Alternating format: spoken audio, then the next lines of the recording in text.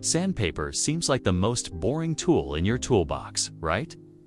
Well, hold on to your sanding blocks, because this gritty little invention has a wild history packed with sharks, medieval secrets, and some seriously unexpected twists.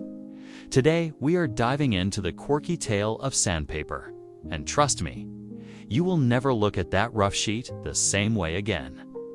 Welcome back to Objectified, the channel where everyday stuff gets its moment in the spotlight.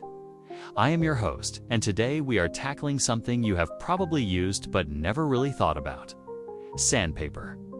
This episode is all about uncovering the weird and wonderful story behind this abrasive hero.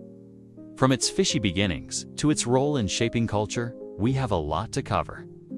So grab a seat, maybe a snack, and let us get started.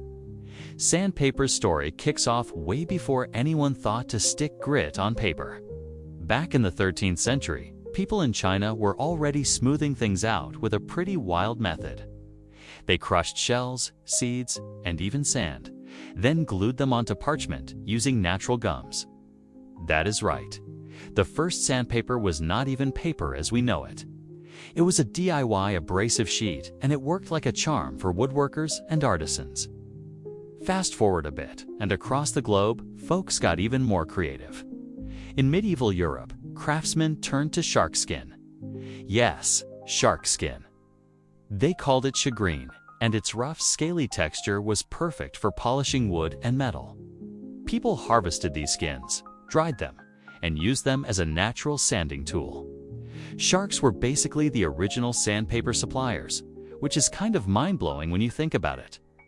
Then, in the 18th century, a guy named Isaac Fisher Jr. in London decided to step things up. He patented a process in 1834 to glue glass particles onto paper, creating something closer to the sandpaper we recognize today.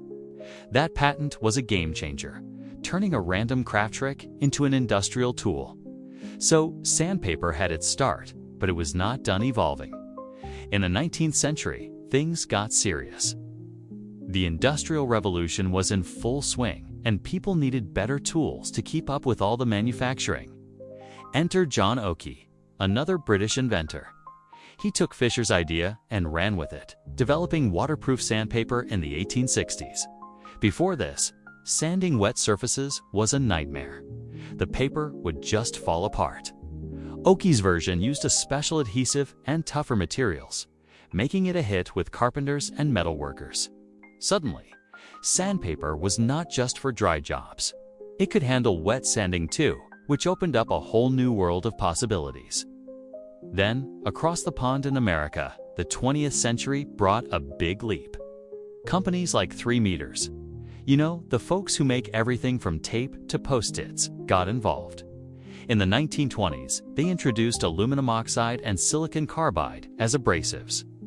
These materials were way tougher than glass or sand, and they lasted longer too. 3M basically turned sandpaper into a powerhouse, and soon it was everywhere. Factories, workshops, even your garage.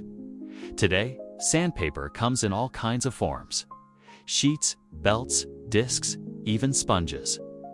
It is wild to think how far it has come from shark skin and crushed shells.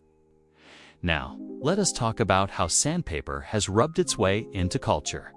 This tool is not just about smoothing wood or metal. It has shaped how we create and live. In the art world, sandpaper has been a quiet MVP. Sculptors and painters have used it for centuries to refine their work.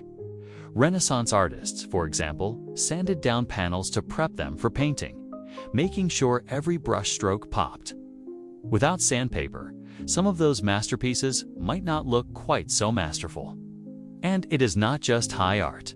Sandpaper has a DIY legacy too. In the mid-20th century, the rise of home improvement turned it into a household name. Magazines and TV shows pushed the idea of fixing up your own space, and sandpaper was right there, helping regular folks sand floors, refinish furniture, or build a birdhouse. It became a symbol of hands-on creativity. Even today, with all the crafting trends on platforms like TikTok, sandpaper is still a go-to for that perfect finish.